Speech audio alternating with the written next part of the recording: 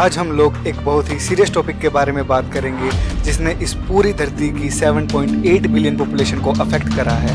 आप सब लोगों को पता होगा कि जनवरी में WHO की टीम कोरोना वायरस का ओरिजिन का पता लगाने के लिए वुहान शहर में गई थी, जिसमें वो टीम पूरी तरीके से असफल रही क्योंकि चाइना ने उन्हें एक इंडिपेंडेंट एक्सेस दिया ही नहीं, जिस वजह से आज कई नए सवाल उठ रहे हैं। क्या चाइना के एक वेट मार्केट से हुई थी कोविड-19 की शुरुआत, या फिर ये जो वायरस है ये चाइना के एक हाई सिक्योरिटी वाले वुहान इंस्टीट्यूट ऑफ वायरोलॉजी से फैला है। इन सभी कॉन्स्पिरेसी थ्योरीज में से जो लैब लीक वाला एक व्यू है उसने जोर पकड़ लिया है, और कई साइंटिस्ट का तो ये भी कहना है कि इसे बहुत ही ज़्यादा सीरियसली लेना चाहिए जब तक कि एक प्रॉपर डेटा के साथ एक इन्वेस्टिगेशन इस चीज़ को गलत प्रूव ना कर दे। हाल ही में दो बहुत ही इंफॉर्मेटिव आर्टिकल सामने आए जिन्होंने इस इशू पर सबकी आंखें खोल दी।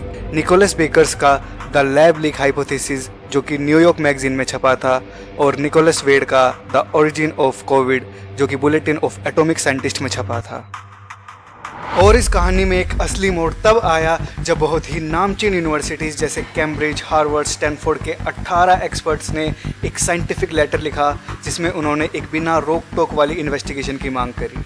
उनकी नज़र में ये जो वायरस का आउटब्रेक है ये या तो चाइनीज साइंटिस्ट से हुआ एक लैब एक्सीडेंट का नतीजा है, या फिर ये एक जूनोटिक स्पिल ओवर है। जूनोटिक स्पिल ओवर का मतलब है कि जब एक वायरस एक स्पीसीज़ में से दूसरी स्पीसीज़ में फैलना स्टार्ट कर दे और ऐसे ही फैलते फैलते वो ह्यूमंस में पहुंच जाए।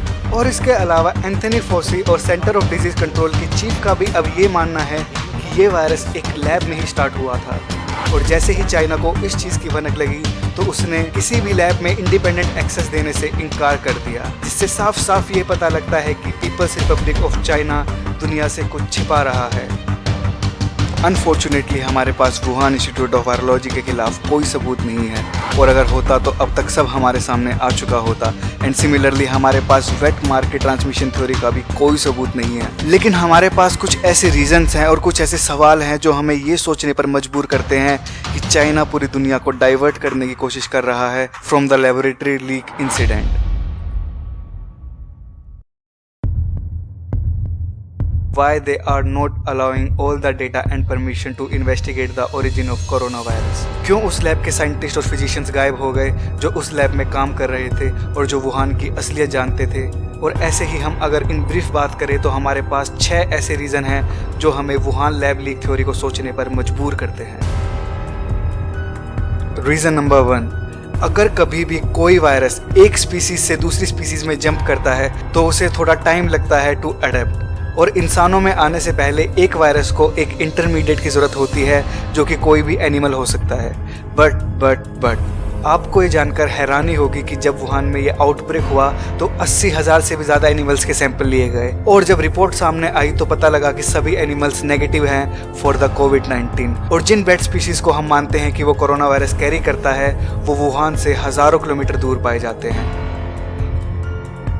रीज़न नंबर 2, ऐसा कोरोना वायरस अब तक पूरी वर्ल्ड हिस्ट्री में नहीं देखा गया। ऐसा लगता है कि ये वायरस बिल्कुल परफेक्टली बनाया गया है ह्यूमंस को अटैक करने के लिए, क्योंकि ये हमारे इम्यून सिस्टम को पूरी तरह से डिस्ट्रैक्ट कर देता है फ्रॉम देयर वर्क, और ह्यूमन सेल्स में घुसकर अपने कॉपीज इतनी तेजी से बनाता है कि बॉडी को पता ही नहीं लग पाता कि क्या चल रहा है। और इसलिए ये तो एक रहस्य ही रहेगा कि जिस शहर में कोरोना वायरस आउटब्रेक हुआ उस शहर में 2 वायरोलॉजी लैब्स भी हैं, और दोनों में बैड कोरोना वायरस की स्टडी भी चल रही थी, लेकिन ये वायरस वहाँ से लीक ना होकर कहीं और से फैला। Reason number 3, significantly red G13 एक यूनान प्रोविंस बैड कोरोना वायरस है जो कि वुहान इंस्टीट्यूट ऑफ वायरोलॉजी में बहुत ही ज़्यादा क्लोजली पढ़ा गया था, और ये वायरस कोविड-19 यानी SARS-CoV-2 का नियरेस्ट जेनेटिक किन है। मतलब इसकी बनावट बिल्कुल रेड G13 के जेनेटिक स्ट्रक्चर जैसी ही है, लेकिन SARS-CoV-2 के जो स्पाइक प्रोटीन्स हैं वो बाकी SARS linked beta coronavirus से बहुत ज़्यादा अलग है। ऐसा इसलिए है कि जो SARS-CoV-2 के स्पाइक प्रोटीन हैं उनके पास एक फ्यूरिन क्लीवेज साइट है जो कि बिल्कुल आइडियली लोकेटेड है 4 अमीनो एसिड्स के साथ, जिसकी वजह से इसके इन्फेक्शन के फैलने की क्षमता बूस्ट हो जाती है। And this unusual feature helps virus to breach the human cells, और इसलिए ये सब चीज़ हमें मजबूर करती है कि वुहान इंस्टीट्यूट ऑफ वायरोलॉजी में दोबारा जाँच होनी चाहिए। रीज़न नंबर 4, कुछ इंटरनल रिपोर्ट्स ने यह भी बताया है कि शी जिंगली जो कि एक टॉप साइंटिस्ट है वुहान लैब में। उनका काम करने का तरीका एक एग्जाम्पल है गेन ऑफ फंक्शन रिसर्च का। नाउ यू विल आस्क कि ये गेन ऑफ फंक्शन रिसर्च का मतलब क्या है, ये है क्या? तो सुनिए, ये एक मेथड है वैक्सीन बनाने का जिसमें वायरस को पहले बहुत ज़्यादा इफेक्टिव और मॉडिफाई किया जाता है to attack the human cells, और बाद में इस पर ट्रायल्स करके वैक्सीन बनाई जाती है।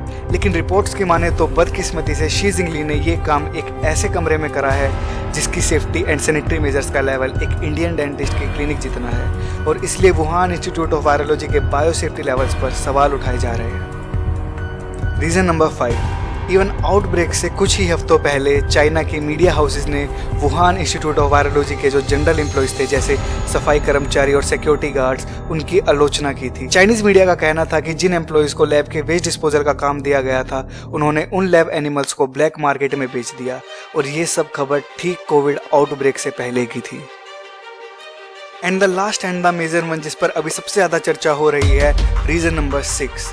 इसी साल जनवरी 2021 में यूएस स्टेट डिपार्टमेंट ने कुछ डॉक्यूमेंट्स रिलीज़ करे जिसमें ये बताया गया कि वुहान इंस्टीट्यूट ऑफ वायरोलॉजी के 3 रिसर्चर्स को कोविड-19 के सिम्टम्स आए थे in starting of October 2019, and also 3 हफ्तों के लिए इंस्टीट्यूट के एरिया में सेल फोन्स ने भी काम करना बंद कर दिया था, जो कि शायद इसलिए हुआ हो कि वहाँ के सभी रिसर्चर्स और एम्प्लॉय को वहाँ से इवैक्यूएट करके पूरे इंस्टीट्यूट को सील कर दिया हो। And now clearly in 6 reason से यही पता लगता है कि लैब लीक थ्योरी दुनिया के दिमाग में अपनी जगह बना चुकी है, और ये दिमाग से नहीं हटेगी जब तक कि चाइना एक ट्रांसपेरेंट इन्वेस्टिगेशन को अलाउ ना करे।